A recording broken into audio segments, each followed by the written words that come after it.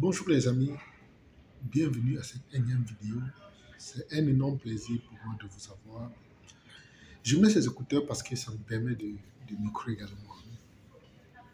En fait, je suis Tchakoun Ernest, pour ceux qui ne me connaissent pas. Je vous fais cette vidéo depuis Singapour, depuis mon hôtel à Singapour.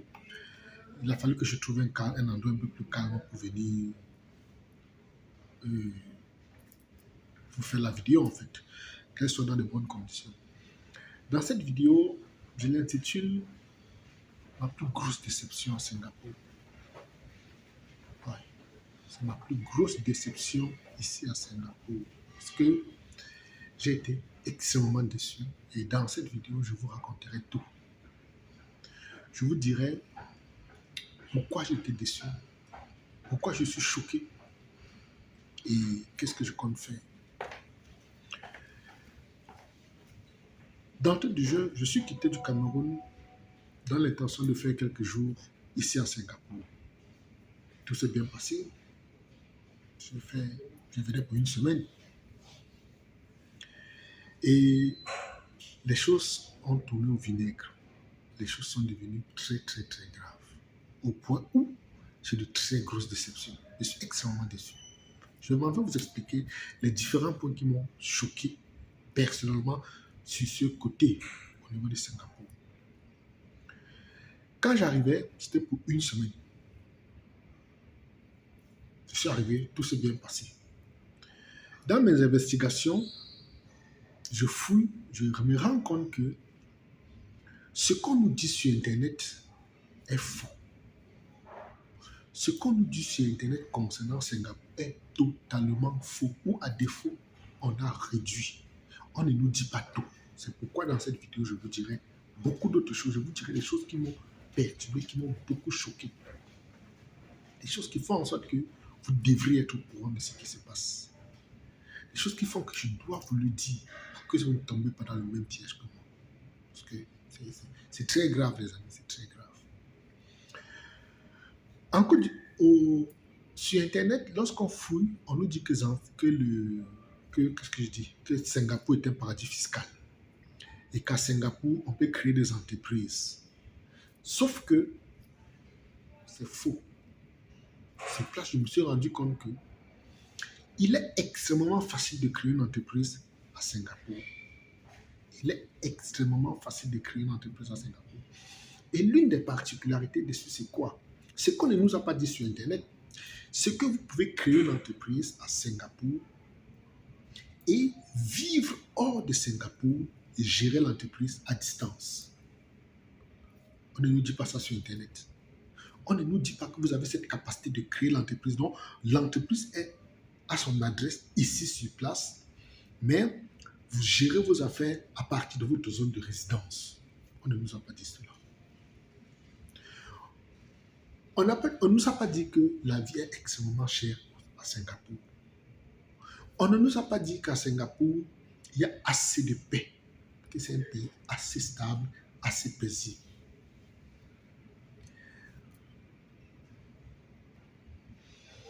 On ne nous a pas dit que les gens quittent à travers le monde pour se retrouver ici à Singapour et que la majorité des gens qui viennent ici estiment que la qualité de vie est excellente.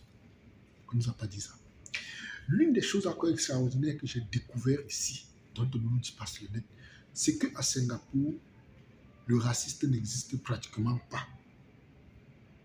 Et oui, parce que ce mélange de personnes, de peuples venant d'ailleurs, parce qu'en Singapour, on a... Par contre, on nous a dit sur Internet qu'à Singapour, on a les Chinois, les Malais qui viennent de Malaisie, parce que c'est un pays le plus proche, les Indiens, qui sont les plus grosses communautés. On nous a dit ça sur Internet.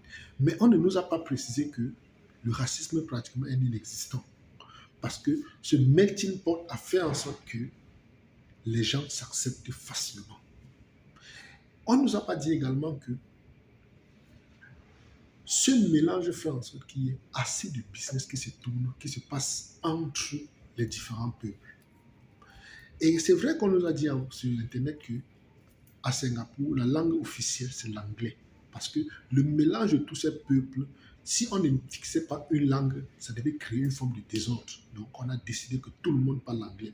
Maintenant, les gens sont par communauté. Les Indiens sont dans leur communauté, les Malais.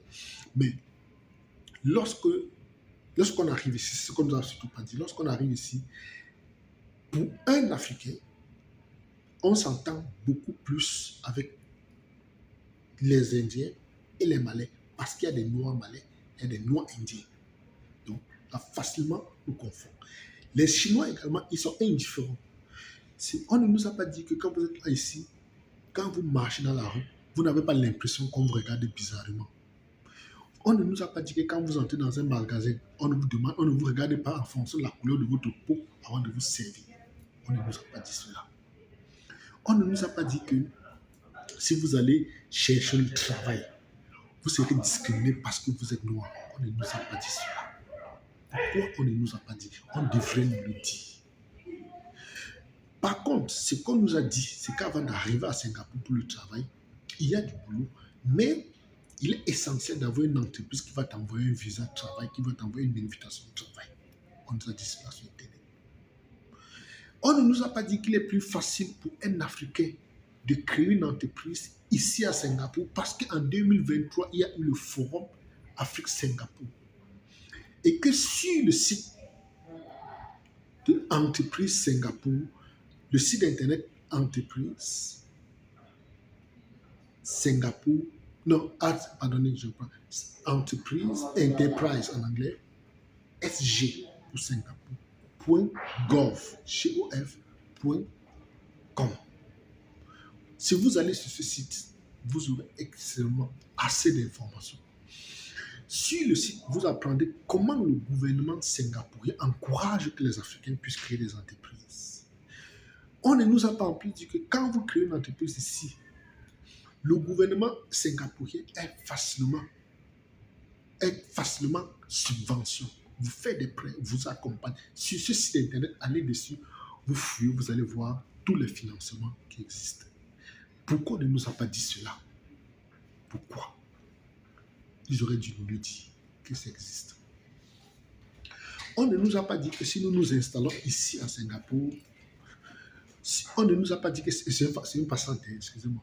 On ne nous a pas dit que si on s'installe ici à Singapour en tant que négociant, on aura la possibilité d'aller au Vietnam facilement, d'aller à Malaisie, d'aller en Thaïlande, d'aller en Chine, d'aller en Inde, d'aller facilement en Australie. Pourquoi on ne nous a pas dit que la position de Singapour est hautement stratégique? Pourquoi? Pourquoi on ne nous a pas dit que si on venait ici à Singapour créer une entreprise de négoce des matières premières, ayant des locaux dans l'entreprise, pour ceux qui ont peur du racisme, ayant des locaux dans l'entreprise, qui iront faire la prospection pour nous, on a beaucoup plus de chances de gagner des marchés. Pourquoi on ne nous a pas dit cela? Je veux comprendre. Pourquoi on ne nous a pas dit cela? Parce que j'ai réfléchi avec certains membres de notre réseau de négociants quand ça va déjà formé. Quand ça, on doit créer une entreprise ici à Singapour. Mais le souci se situe au niveau de la résidence. Est-ce qu'ils sont obligés qu'ils restent ici? Je leur ai dit non. Mais il est vrai que sur Internet, on nous a dit que quand vous créez une entreprise à Singapour, il vous faut avoir des Singapouriens dans l'entreprise. On nous a dit ça. Mais on ne nous a pas dit que si nous créons une entreprise de négoce, étant donné que c'est une entreprise qui est basée dans les services, il y a des taxes qu'on ne paiera jamais ici. Il y a des agréments qu'on n'aura pas. Il nous suffit de créer juste notre entreprise et de montrer que nos activités n'auront aucune influence sur le marché singapourien. On sera juste ici là pour utiliser notre hub, le hub, discuter avec les entreprises qui sont en Chine, distribuer avec les entreprises qui sont en Malaisie, au Vietnam, distribuer avec les entreprises qui sont pas seulement sur le continent africain, à travers le monde. Parce que dès qu'on arrive ici, on ne parle plus l'Afrique, on ne regarde plus l'Afrique, on regarde le monde. Pourquoi on ne nous a pas dit ça? Pourquoi on ne nous a pas dit que en nous plaçant ici, en tant qu'entreprise de négoce, on fera des grosses choses? Pourquoi? Je m'interroge. Pourquoi on ne nous a pas dit cela? On ne nous a pas également dit que si on se place ici, à Singapour, avec notre entreprise, et que nous avons accès aux matières premières à travers le continent, il sera facile pour nous d'avoir des marchés ici. Je m'explique.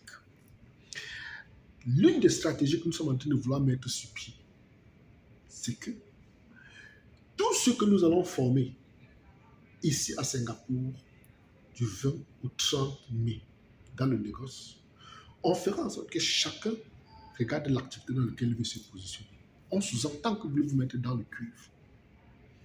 Je suis allé, par exemple, j'ai circulé dans le marché de l'or récemment. La demande est explosive, en fait. Il y a de l'or partout. Et ce or vient beaucoup plus d'Afrique. Tu viens, tu te positionnes dans le secteur de l'or, ou bien dans les minéraux. Tu cherches les producteurs en Afrique. L'entreprise est basée ici à Singapour. Tu dis simplement à notre commercial basé à Singapour d'aller prospecter vers les entreprises qui font ces différents produits. Une fois que la transaction est faite et que les conditions sont réunies, il devient facile de l'envoyer le produit à partir du continent. On a notre entreprise là-bas et on a gagné les marchés dans toute l'Asie. Pourquoi on ne nous a pas dit cela au début? Pourquoi on ne nous a pas dit qu'il y avait cette facilité? On nous a maintenus dans une illusion selon laquelle Singapour est un paradis fiscal. Je sais qu'on nous a dit par exemple qu'il y a beaucoup de fonds d'investissement ici à Singapour, que c'est un haut lieu touristique, il y a tellement de lieux touristiques. Je sais qu'on nous a dit. Mais il y a quelque chose également dont je suis extrêmement déçu, c'est que je suis arrivé à Singapour pour une semaine. J'ai dû prolonger mon séjour parce qu'il y a tellement d'opportunités, parce qu'il y a tellement de choses à faire. Je venais pour la prospection par rapport au lieu d'hébergement. À la limite, je n'ai plus le choix. J'ai eu l'embarras du choix parce qu'il y avait des hôtels partout, des hôtels tellement bien coûtés. On ne nous a pas dit cela. Et voilà les choses qui me choquent. Que je sois venu à Singapour pour une semaine, je me retrouve en train de faire 2. Croyez-moi, je suis bouleversé. Je suis choqué. Je suis meurtri.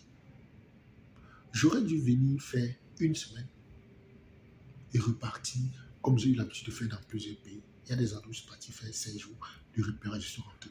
Mais je me trouve en train de faire 2 semaines, de nommer les opportunités. De nommer les opportunités.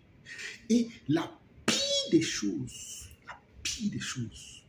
la plus grosse catastrophe dans tout ceci, c'est que le séminaire que nous organisions ici, qui est le tourisme entrepreneurial de Singapour, c'est quelque chose qui était prévu depuis 2019. On avait prévu depuis 2019 faire le tourisme entrepreneurial à Singapour et par la suite que tout ce que nous avons formé, nous puissions créer une entreprise ici. Malheureusement, la maladie dont vous connaissez tous est arrivée. Fin 2019, 2020, tout était bloqué et ça nous a retardé. On revient 4 ans plus tard en 2024. Et c'est la partie qui me fait le plus mal, qui me choque le plus, c'est que on se retrouvait.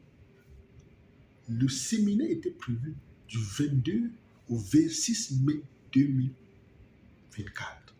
Mais lorsque j'arrive ici, tellement on ne m'a pas dit certaines vérités. On ne m'a pas dit la vérité. Et on m'a caché beaucoup de choses sur Singapour. J'ai découvert qu'il y avait tellement d'opportunités.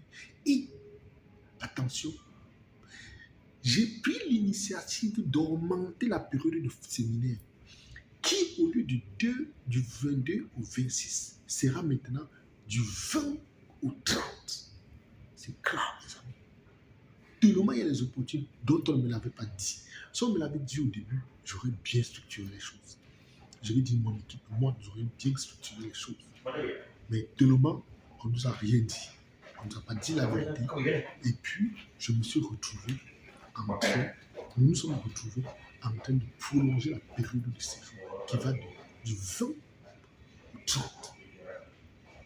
Et c'est tout simplement parce qu'on ne nous avait pas dit cela qu'on se retrouve en train de prolonger ceci. Ça sous-entend que lorsqu'on va finir le séminaire, on ira vers des entreprises. On aura rencontré les entreprises pour commencer les affaires. Visiter le pays est une autre chose. C'est pourquoi on ne nous avait pas vanté tous les points touristiques de Singapour. Ils ont des coins magnifiques. On ne nous a pas dit surtout qu'à Singapour, à cause du haut niveau des affaires, c'est l'une des villes où il y a le plus de millionnaires au monde en dollars, bien évidemment. Plus de millionnaires au monde, le contact est facile. On ne nous a pas dit cela. On ne nous a pas dit qu'il est plus facile pour vous. Même un noir américain, un noir américain vient ici et se sent plus à l'aise de faire des affaires à Singapour qu'en Amérique parce qu'on ne lui rappelle pas qu'il est africain-américain. On ne lui rappelle pas cela. On le voit avec la peau noire. Qu'est-ce que tu peux apporter? On ne nous a pas dit que dans le monde du travail ici, on ne te regarde pas en fonction de ta couleur de ta peau, la couleur de ta peau. On te regarde en fonction de tes compétences. On te regarde en fonction de ton efficacité. Pourquoi on ne nous a pas dit cela? Pourquoi? C'est autant de choses qui me choquent énormément. Si maintenant, vous pensez que vous voulez découvrir d'autres choses, des choses dont moi-même je ne vous ai pas dit, parce que je ne peux pas tout vous dire. Si on nous a caché, on m'a caché, je dois aussi vous cacher certaines choses. Si vous pensez que vous êtes un rêveur, vous êtes quelqu'un qui élève le niveau des affaires, qui a compris que on doit sortir de notre zone de confort, qu'on doit attaquer des vrais marchés, que nous allons nous positionner au carrefour des affaires mondiales et prendre notre part. Retrouvez-nous du 20 au 30 mai 2024 ici à Singapour dans le cadre de tourisme entrepreneurial. Par contre, je vous montrerai tout lors de la formation. Je vous montrerai comment négocier un contrat de A à Z. À la fin de la formation, vous appartiendrez à notre réseau, le plus grand réseau de négociants africains. Vous aurez mon carnet d'adresse parce que depuis que je suis ici, je suis en train de tout mon carnet d'adresse. Vous aurez ça, ce carnet d'adresse. Le temps que je mets ici là pour trouver ceci, vous n'aurez plus à faire ces efforts. Je l'ai déjà fait pour vous. Vous aurez mon accompagnement. Vous aurez accès, vous allez créer votre carte de visite virtuelle sur notre site internet. Vous appartenez à la première association de négociants africains créée au monde. Vous aurez la possibilité de vous retrouver dans un groupe privé avec les anciens et par la suite discuter pour que ces anciens vous accompagnent tant qu'ils peuvent. Et également, uniquement pour ceux qui ont compris que le business c'est une autre chose, qui ont compris qui ont débloqué un certain niveau dans leur façon de penser et comprendre qu'ils doivent aller à la prédation, qu'on doit aller attaquer les autres peuples. Ensemble, on pourra créer une entreprise ici à Singapour. Vous ferez partie de l'aventure. Parce que j'ai décidé que tous ceux qui viendront, qui ont compris, on créera une entreprise à Singapour. Et dans cette entreprise, on fera des grandes choses. Et par la suite, lorsqu'on aura créé cette entreprise, les gens qui seront des nôtres, qui seront dans le groupe, qui seront dans l'association, dans l'entreprise, seront tous des partenaires. C'est dire que vous êtes venus, vous avez décidé de vous lancer dans, par exemple, le jus n'importe quoi, le haricot ou le soja, peut-être même le sésame, et qui cheville le sésame. Vous êtes actionnaire d'une entreprise dans laquelle vous faites dans le sésame. C'est dire que vous allez utiliser le nom de l'entreprise basée à Singapour, nous étant chez vous, et faire des affaires avec le reste du monde. J'ai une anecdote que j'aime bien dire aux gens. Imaginez un instant que vous quittez, vous allez rencontrer une entreprise basée à, je dis n'importe quoi, rencontrer n'importe quel ministre en Afrique. Lui disant que vous avez une entreprise à Singapour, croyez-moi, vous prendrez au sérieux. Dites-lui que vous avez une entreprise à Washington, en Espagne, à Paris, c'est vulgaire. C'est vulgaire. Par contre, Singapour, on demande comment vous avez fait pour arriver là-bas. Sur ce, les amis, je vous demanderai de cliquer rapidement et immédiatement sur le lien qui figure dans la description de cette vidéo. Et seuls les gens aguerris qui ont compris que nous sommes dans un monde en guerre et nous devons prendre notre part sont invités. Merci d'avoir suivi. Merci de partager. Si vous êtes aussi autant déçus que moi, je vous demanderai de partager, d'inviter le plus grand nombre de personnes pour qu'ils puissent comprendre toutes les déceptions que nous avons ici à Singapour. Je vous aime. À bientôt. À la FIA.